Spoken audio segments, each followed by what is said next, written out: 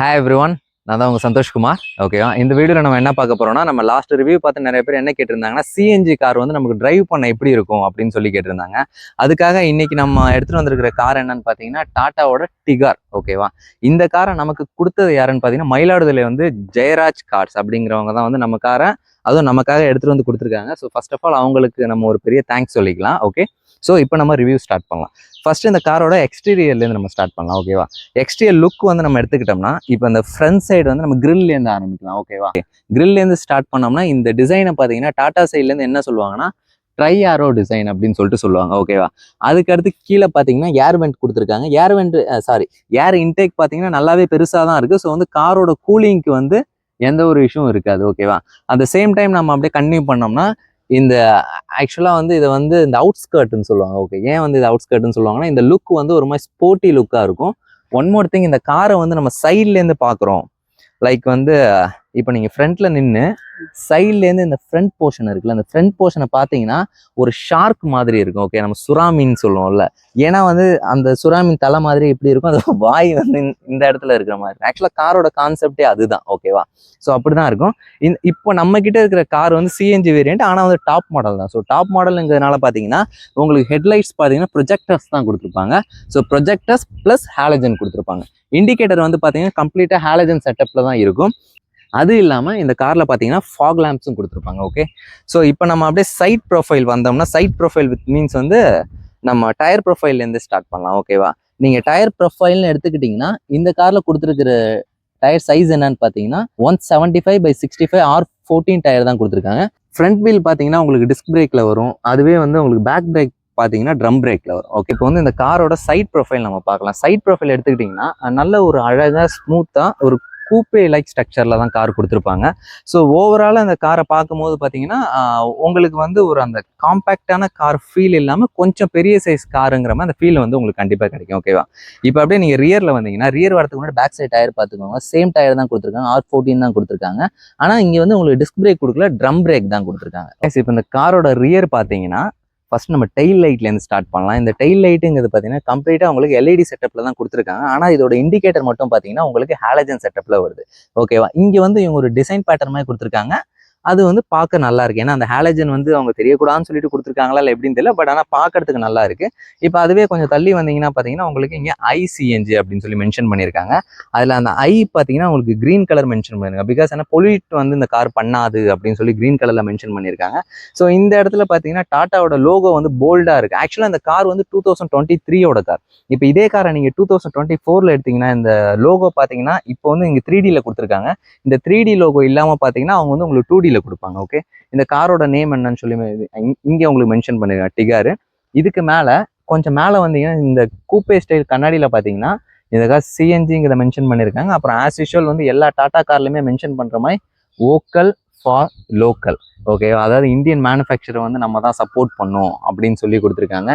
இது இல்லாமல் அப்படி மேலே பார்த்தீங்கன்னா வந்து உங்களுக்கு ஹை மவுண்ட் ஸ்டாப் லேம்ப் கொடுத்துருக்காங்க. இந்த லேம்ப் ஆக்சுவலாக நைட்டில் பார்க்கும்போது அழகாக இருக்கும். பிகாஸ் ஏன்னா உங்களுக்கு சிங்கிள் லைனில் இங்கே ஆரம்பித்து அந்த எண்டு வரைக்கும் பார்த்தீங்கன்னா சிங்கிள் லைனில் ரொம்ப அழகாகவே இருக்கும். இது மேலே பார்த்தீங்கன்னா இந்த கார் டாப் எண்டுங்கிறனால வந்து உங்களுக்கு ஷார்க் ஃபின் ஆண்டனாவும் கொடுத்துருக்காங்க.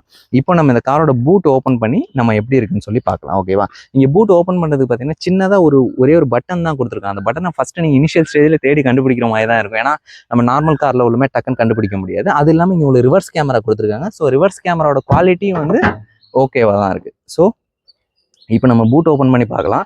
நம்ம ஃபஸ்ட்டே சொன்ன மாதிரி இந்த கார் சிஎன்ஜிங்கிறதுனால சிஎன்ஜியோட சிலிண்டரே பார்த்தீங்கன்னா ஒரு 50 to 60% வந்து காரோட பூட் ஸ்பேஸை வந்து உங்களுக்கு ஆக்குபை பண்ணிடும். ஆனால் இப்போ 2024 உள்ள டிகரை பார்த்தீங்கன்னா இந்த சிஎன்ஜி சிலிண்டரை பார்த்தீங்கன்னா வந்து அவங்க ரெண்டாக ஸ்ப்ளிட் பண்ணி வச்சிருப்பாங்க. ரெண்டாக ஸ்ப்ளிட் பண்ணி கீழே வச்சிருக்கிறதுனால ஸ்பேஸ் வந்து நமக்கு இன்னும் கொஞ்சம் எஃபிஷியண்ட்டாக கிடைக்கும். அதுவும் இல்லாமல் பார்த்தீங்கன்னா இந்த காரில் வந்து உங்களுக்கு டயர் மொபிலிட்டி கிட் கொடுத்துருக்காங்க. இன்கேஸ் வந்து கார் வந்து பஞ்சர் ஆகுதுங்கிற பட்சத்தில் இந்த கிட்டை நீங்கள் யூஸ் பண்ணி டயரை சரி பண்ணிக்கலாம். அப்படி இல்லைனா கூட அதோ உங்களுக்கு ஸ்பேர் வீல் கீழே கொடுத்துருக்காங்க. இந்த ஸ்பேர் வீலோட சைஸ் பார்த்தீங்கன்னா R13 கொடுத்துருக்காங்க. நார்மலாக கார் டயரோட சைஸ் பார்த்தீங்கன்னா R14 இருக்கும். அதுலேருந்து வந்து ஒரு இன்ச் கம்மி பண்ணி இதை கொடுத்துருக்காங்க. இது இல்லாமல் வந்து நீங்கள் கார் ஏதாவது உங்களுக்கு பிரேக் டவுன் ஆகுது இல்லை டயர் பஞ்சர் ஆகும் போது நீங்கள் ஒர்க் பண்ணும்போது இந்த ட்ரையாங்கிள் நீங்கள் யூஸ் பண்ணிக்கலாம். நம்மளோட சேஃப்டியை இது இம்ப்ரூவ் பண்ணும். ஓகேவா, இப்போ நம்ம பூட் க்ளோஸ் பண்ணிடலாம். அது பார்த்தீங்களா, இது நார்மலாக க்ளோஸ் பண்ணால் கொஞ்சம் லைட்டாக அப்படி ப்ரெஷர் கொடுத்து க்ளோஸ் பண்ணிங்கன்னா பூட் வந்து உங்களுக்கு அழகாக க்ளோஸ் ஆகிடும். இப்போ அதுவே நம்ம சைடில் வந்து பார்க்கும்போது ஃபியூல் கேப் வந்து இங்கே கொடுத்துருக்காங்க. இந்த காரோட ஃபியூல் கெப்பாசிட்டி பார்த்தீங்கன்னா உங்களுக்கு 35 லிட்டர்ஸ் வரும். ஓகே, சிஎன்ஜி டேங்க் பார்த்தீங்கன்னா உங்களுக்கு 8 to 10 kgs வரைக்கும் ஃபில் பண்ணலாம். அது வந்து ஒவ்வொரு கேஸ் ஸ்டேஷனை பொறுத்து மாறும். சில கேஸ் ஸ்டேஷனில் ஹை ப்ரெஷராக யூஸ் பண்ணுவாங்க. அதுலலாம் பார்த்தீங்கன்னா உங்களுக்கு ஆல்மோஸ்ட் ஒரு 9.5 kgs வரைக்குமே ஃபில் பண்ண முடியும். ஓகேவா? அது இல்லாமல் இப்போ நம்ம ஃபியூல் கேன் பார்த்தோம். இப்போ வந்து நம்ம என்ன பண்ண போகிறோம், எடுத்தோடனே நம்ம ரியர் சீட்டில் உட்கார போகிறது கிடையாது. ஃபர்ஸ்ட் நம்ம ஃப்ரண்ட் கோ பேசஞ்சர் சீட்டில் தான் உட்கார போகிறோம். அதுக்கப்புறம் தான் நம்ம ரியர் சீட் வரும். ஏன்னா ஃபர்ஸ்ட் ஃப்ரண்ட் சீட்டை நம்மளோட கம்ஃபர்டபுளுக்கு செட் பண்ணி முடிச்ச உடனே அடுத்து நம்ம ரியர் சீட் வரும். ஓகே, இதில் ஒரு எக்ஸ்ட்ரா ஒரு பாயிண்ட் நம்ம ஆட் பண்ணணும்னு சொன்னால், இந்த டோர் ஹேண்டில்ஸில் பார்த்தீங்கன்னா ஒரு குரோம் ஃபினிஷ் கொடுத்துருக்காங்க. ஸோ இது வந்து இந்த காரோட ப்ரீமியம்னஸை கொஞ்சம் இன்க்ரீஸ் பண்ணும். ஏன்னா நார்மலாகவே பாடி கலரில் கொடுத்துருந்தாங்கன்னா ஒரு மாதிரி சட்டிலாக ஃபீல் ஆகும். குரோம் பிடிச்சவங்களுக்கு இந்த குரோம் ஃபினிஷ் பிடிக்கும், குரோம் பிடிக்காதவங்களுக்கு இந்த குரோம் ஃபினிஷ் பிடிக்காது. அவ்வளோதான். இங்கேயும் வந்து உங்களுக்கு பார்த்தீங்கன்னா இந்த கலரை வந்து உங்களுக்கு டிஃப்ரென்ஷியேட் பண்ணி காமிக்கணும். லைக் வந்து இந்த பாடி கலரையும் இந்த டோரோட ஃப்ரேம் கலரையும் டிஃப்ரென்ஷியேட் பண்ணி காமிக்கணும்னு சொல்லிட்டு இந்த இடத்துல வந்து உங்களுக்கு பிளாக் கலர் ஸ்டிக்கர் ஒட்டியிருக்காங்க. ஓகே, ஸோ இப்போ நம்ம ஃப்ரண்ட் சீட்டில் உட்காரலாம். இப்போ நம்ம ஃப்ரண்ட் சீட்டில் உட்காரும் போது நான் என்ன பண்ண போகிறேன்னா, எனக்கு கம்ஃபர்டபுளாக, ஓகேவா, இந்த கார் ஆக்சுவலாக பக்கத்தில் லோடு வச்சுருந்ததுனால அந்த சீட் பெல்ட் போட்டிருக்காங்க. அப்படின்னா சீட் பெல்ட் வந்து காரில் ரொம்ப முக்கியம், அதை நம்ம தான் போடணும். ஓகே, ஸோ இப்போ நான் ஒரு கோ பேசஞ்சராக இப்படி நான் உட்காந்தேன்னா எனக்கு வந்து ரொம்ப இந்த கார் கம்ஃபர்டபுளாக இருக்கும். ஓகேவா? இப்போ நான் இதே பொசிஷனில் சேஞ்ச் பண்ணாமல் பின்னாடி போய் உட்காந்து இதோட ஸ்பேஸ் எப்படி இருக்குன்னு சொல்லி நம்ம செக் பண்ணி பார்க்கலாம்.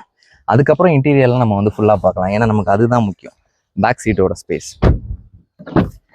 இந்த கார் வந்து காம்பேக்ட் செடான் கேட்டகரியில தான் இருக்குது. இப்போ நம்ம பின்னாடி உட்காடுறோம். இதை பாருங்க கைஸ், ஃப்ரண்ட்ல வந்து நான் கம்ஃபர்டபுளாக தான் உட்காந்துருந்தேன். எனக்கு பின்னாடி உட்காரும் போதும் பார்த்தீங்கன்னா எனக்கு லெக் ஸ்பேஸாக இருக்கட்டும், என்னோட நீ ரூமாக இருக்கட்டும், இல்லை ஹெட் ரூமாக இருக்கட்டும், எனக்கு வந்து அந்தளவுக்கு டிஸ்டர்பன்ஸ் இல்லை. ஏன்னா இந்த கார் வந்து ஒரு கூப்பே ஸ்டைலில் இருக்குன்னு சொல்லி நான் ஆல்ரெடி சொல்லியிருந்தேன். இது அப்படி இருந்தாலுமே வந்து நம்மளோட ஹெட் ரூம்லாம் வந்து நமக்கு ரொம்ப அடிக்குவேட்டாக தான் இருக்குது. இந்த இடத்துல ஒரு ஸ்கூப் மாதிரி கொடுத்துருக்காங்க. ஸோ வந்து உங்கள் நீ இடிக்காமல் இருக்க இது வந்து உங்களுக்கு ஹெல்ப் பண்ணும். இந்த காரில் வந்து ஆடியோ சிஸ்டம் பற்றி நம்ம சொல்லியே ஆகணும். இது வந்து ஹார்மன் கார்டன் கொடுத்துருக்காங்க.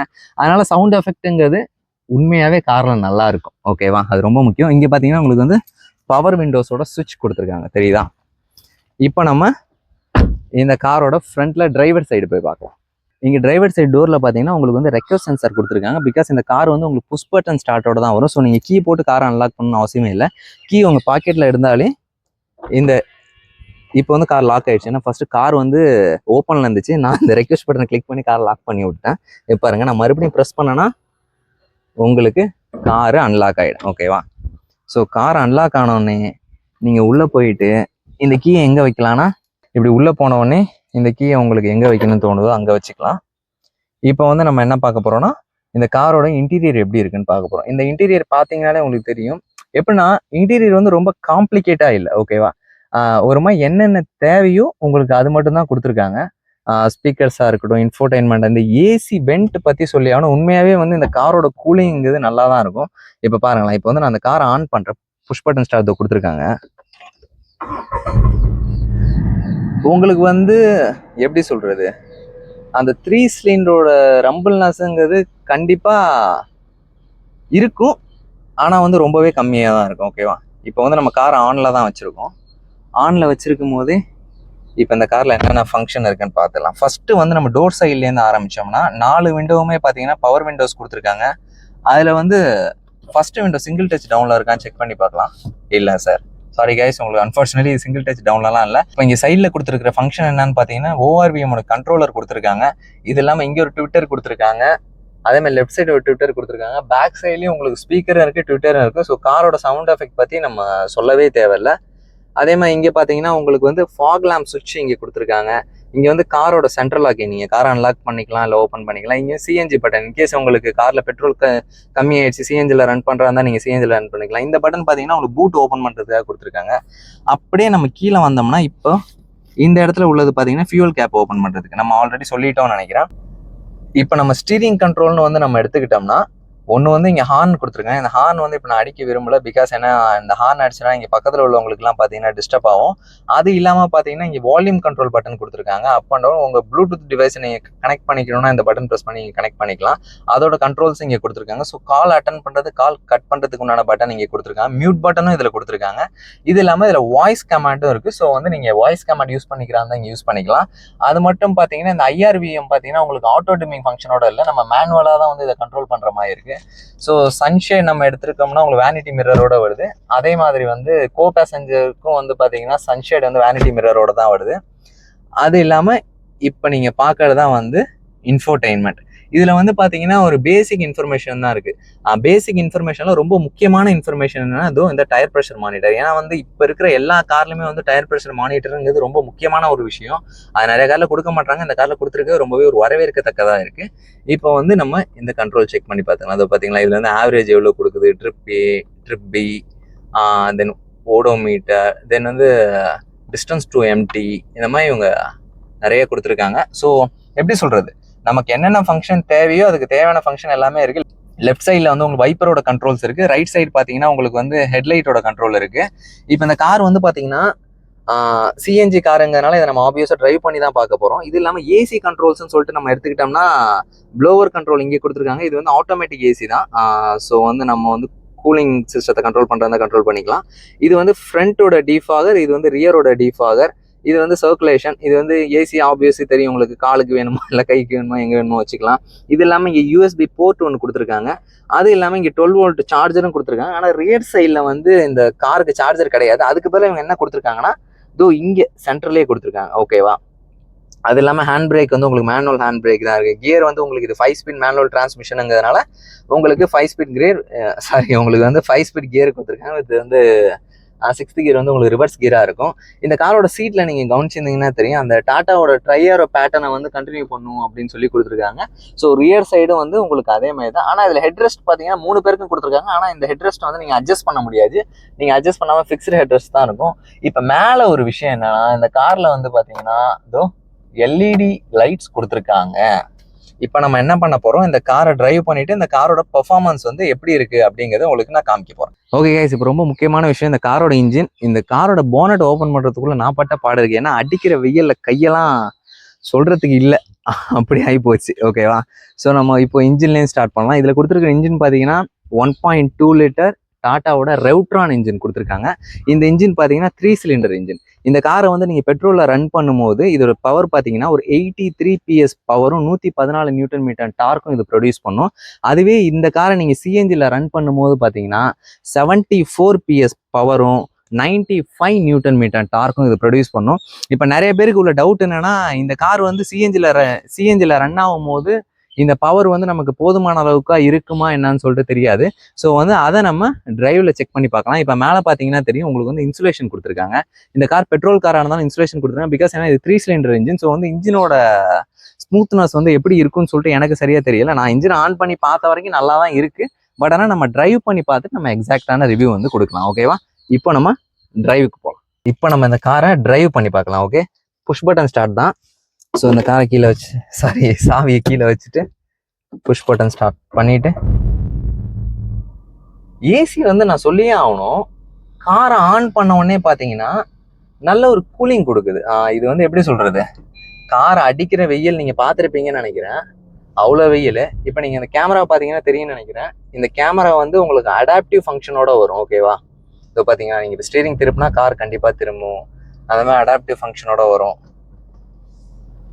ஸோ இப்போ நம்ம இந்த காரை டிரைவ் பண்ணி பார்க்கலாம். இப்போ நம்ம இருக்கிற இடம் பார்த்தீங்கன்னா எப்படி சொல்றது, ரோடு வந்து பேட் பேட்ச் ரோடு தான். ஓகேவா? ரொம்ப மோசமாக தான் இருக்கும். அதில் வந்து இந்த கார் எப்படி பெர்ஃபார்ம் பண்ணுது அப்படிங்கிறத வந்து நம்ம செக் பண்ணி பார்க்கலாம்.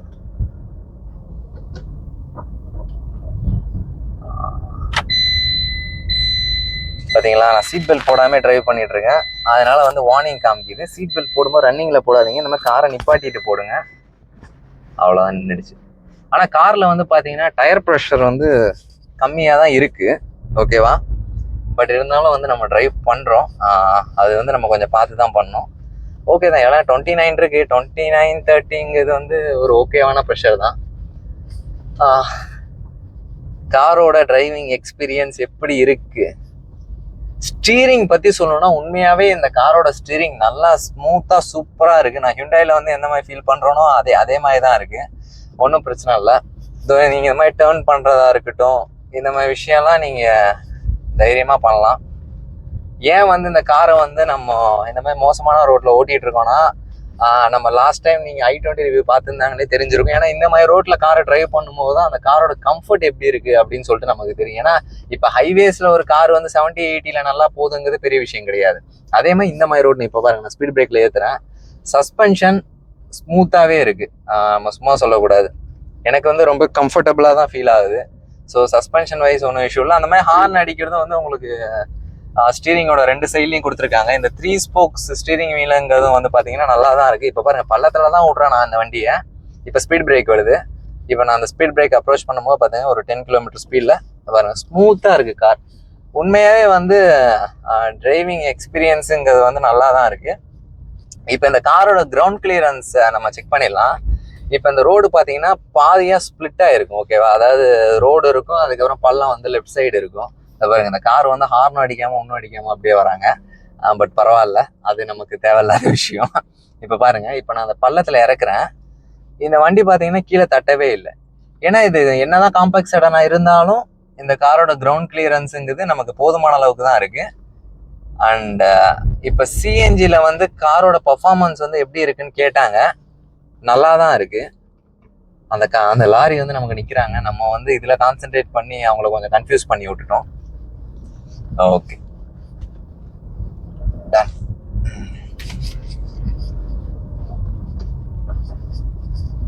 ஓகே கைஸ், இப்போ பாருங்க, இந்த கார் வந்து சிஎன்ஜியில் ரன் ஆகிட்டு இருந்தாலும் இது பர்ஃபார்மன்ஸுங்கிறது இந்த ரோட்டுக்கு எனக்கு ஓகேவான்னு தெரியுது.